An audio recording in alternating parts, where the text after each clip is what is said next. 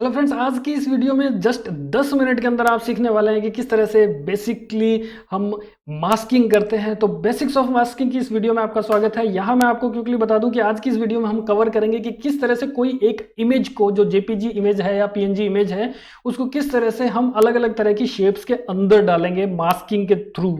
और उसके अलावा देखेंगे कि किस तरह से हम कोई भी बैकग्राउंड रिमूव कर सकते हैं एडोबी एक्सडी के अंदर ही।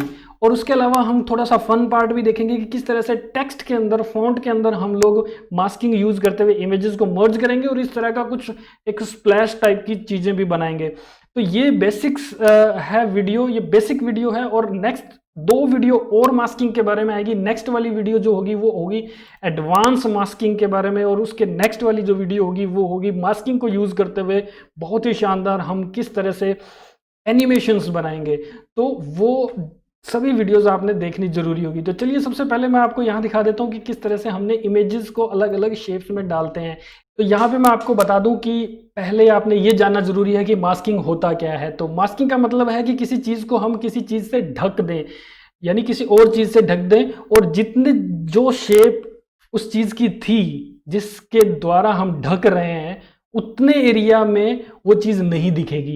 यहाँ पे Adobe XD के अंदर जो मास्किंग का फीचर है वो क्या करता है, या किसी भी और सॉफ्टवेयर के अंदर होता है, वो क्या करता है कि आप एक एरिया डिफाइन कर देते हैं कि इतने एरिया के अंदर ही वो चीज दिखे, बाकी का सारा चीजें छिप जाएं। तो मास्किंग जो होती है वो छिपा देना होता है किसी चीज को। तो जैसे कि आप यहाँ देख रहे हैं सर्कल में, इसको हमने सर्कल में कन्वर्ट कर दिया, यानी कि जितने एरिया में सर्कल है उतने एरिया में ही आपकी वो ऑब्जेक्ट दिखाई देगी, यानी कि आपकी जो इमेज थी वो दिखाई दे रही है। उसके अलावा बाकी का बाहर का सारा पार्ट छिप गया है। तो ये सारी चीजें हम अभी बना के देख लेते हैं।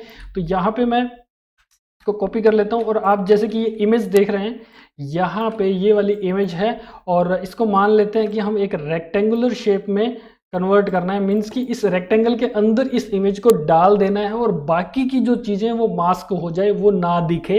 या कह लीजिए कि जितने एरिया में रेक्टेंगल ये ट्रायंगल है उतने ही एरिया में ये इमेज दिखाई दे। तो सिंपल सा एक फंडा है इसका कि आपकी वो दोनों इमेजेस या जो भी ऑब्जेक्ट्स हैं वो लेयर्स जो हैं वो सेलेक्ट होनी चाहिए। जैसे कि आपने पहले इसे सेलेक्ट कर लिया, फिर मैं शिफ्ट प्रेस करके इसे सेलेक्ट कर लेता हूं, अब ये दोनों सेलेक्ट हो रखे हैं, या फिर ड्रैग करके आप दोनों सेलेक्ट कर सकते हैं। अब आपने कमांड शिफ्ट एम प्रेस करना है। विंडो वाले पर्सन करेंगे शिफ्ट कंट्रोल एम।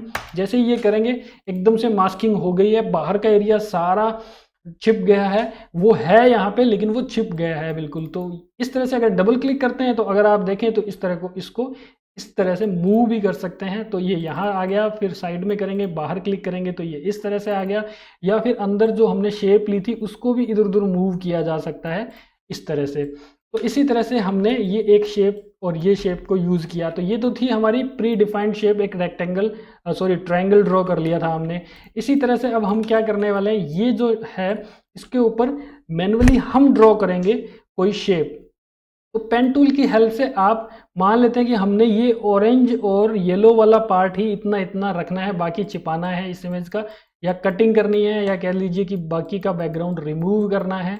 तो कुछ इस तरह से करना होगा। मैं ये फास्ट कर रहा हूँ यहाँ पे, और आपने जो एग्जैक्टली जो एरिया चाहिए सिर्फ उतने को प्रॉपरली सेलेक्ट करेंगे धीरे धीरे जूम करके। तो आप देखेंगे कि आपने एक शेप क्रिएट कर ली है ये यहाँ पे, इसमें कोई भी कलर फिल नहीं है, और आपने अब ड्रैग करके या फिर दोनों को सेलेक्ट करना है किसी तरीके से, और कमांड शिफ्ट एम या कंट्रोल शिफ्ट एम करते ही आपकी वो बाकी की इमेज जो थी वो ढकी जा चुकी है, और ये इसी के अंदर सिर्फ दिखाई दे रहा है अब।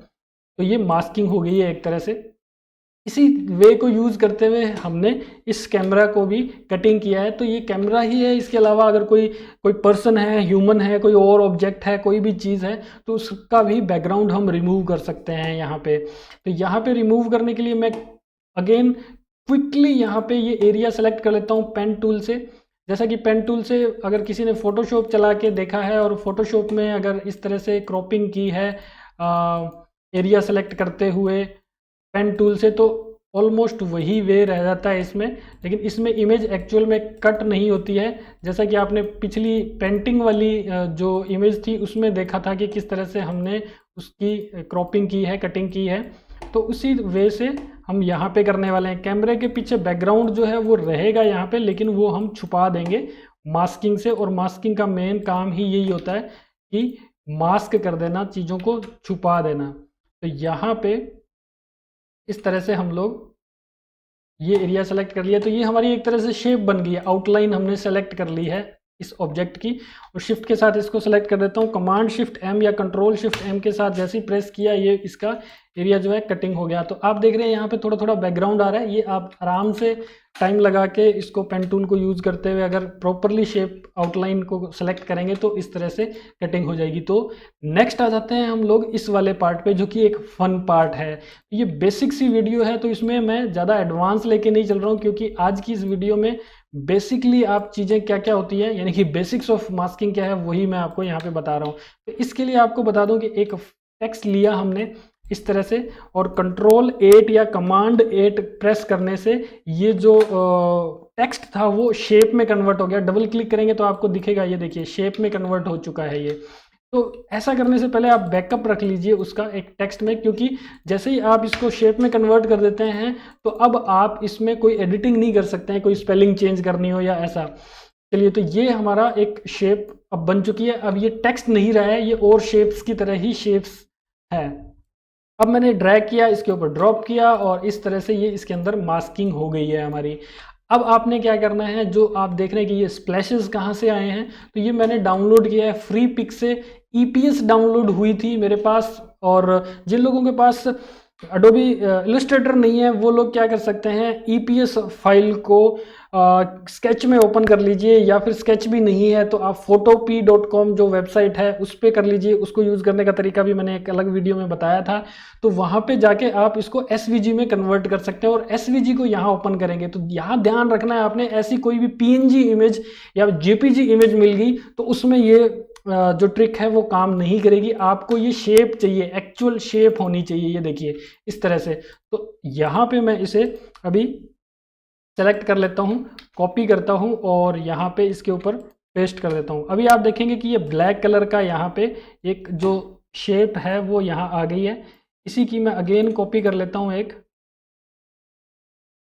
और इसको थोड़ा रोटेट कर लेता हूँ ताकि रैंडम से स्प्लैशेस लगें।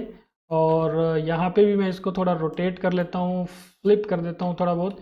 अब आपने क्या करना है, यहाँ पे 3 अलग अलग शेप्स की लेयर्स आपके पास हैं। तो मैंने यहाँ पे ये चीज़ यहाँ पे इस तरह से तीनों सेलेक्ट कर ली है। अगर आप देखें तो तीनों जो मैंने कॉपी किए थी अलग अलग शेप्स वो सेलेक्ट कर लिए, प्लस ये फॉन्ट जो लिखा हुआ था, यानी जो टेक्स्ट लिखा हुआ था जिसको हमने शेप में कन्वर्ट कर दिया था, उसे भी सेलेक्ट कर लेना है। तो हमारी जो स्प्लैश वाली जो शेप्स थी वो भी सेलेक्ट है, और हमारी ये जो टेक्स्ट वाली जो शेप थी वो भी सेलेक्ट है। और अब हम उस तीनों स्प्लैश और टेक्स्ट वाली शेप को, चारों को हम लोग एक शेप में मर्ज करने वाले हैं। तो मर्ज कैसे होता है, यहाँ पे ये वाला जो ऑप्शन होता है यहाँ से हम मर्ज करते हैं। तो जैसे ही मैं क्लिक करूंगा यहाँ पे ये सारी एक शेप बन जाएगी, और क्योंकि इमेज इसके अंदर पहले से ही है तो वो बाकी स्प्लैश वाली जो शेप है जो इसके अंदर ऐड हो गई है उसके अंदर भी वो इमेज दिखाई देने लग जाएगी। तो ये देखिए ये यहाँ पे कुछ इस तरह से हो गया है। तो ये हमारा पार्ट हो गया है मास्किंग का, जो कि है बेसिक्स ऑफ मास्किंग। कोई भी क्वेश्चन अगर आपके माइंड में आ रहा है इससे रिलेटेड तो आप कमेंट करके ज़रूर पूछिए, मैं सबकी हेल्प करूँगा जैसा कि मैं हमेशा करता आया हूँ। और अगले हफ्ते हम देखेंगे इसका नेक्स्ट एडवांस जो मास्किंग है वो फीचर्स देखेंगे, उसमें काफ़ी अच्छी अच्छी चीज़ें आने वाली है। और उस वीडियो का नोटिफिकेशन आपको मिले उसके लिए आपने इस चैनल को सब्सक्राइब करना है और पास में आ रहे बेल के सिंबल पे भी क्लिक करना है। नेक्स्ट उससे भी नेक्स्ट जो वीडियो आएगी उसके अंदर हम मास्किंग को यूज़ करते हुए एनिमेशन देखेंगे किस तरह से बनेगा। तो आप स्प्लैश स्क्रीन्स बना सकते हैं उसको यूज़ करते हुए, या फिर अपने ही किसी और स्क्रीन को एप्लीकेशन के अंदर, स्क्रीन के अंदर कोई एनिमेशन आप स्पेशल तरीके से दिखाना चाहते हैं तो वो भी बना सकते हैं। वेबसाइट के अंदर अगर आपने कोई हीरो इमेज के अंदर कोई एनिमेशन दिखाना है तो वो भी आप बना के क्लाइंट को दिखा सकते हैं इन ट्यूटोरियल्स के थ्रू, यानी मास्किंग के थ्रू। तो ये तीनों वीडियो जो है वो एक एक करके इस चैनल पे आने वाली है, तो आपने ये तीनों वीडियो जरूर देखनी है यहाँ पे। Graphics Guruji, learn create and earn.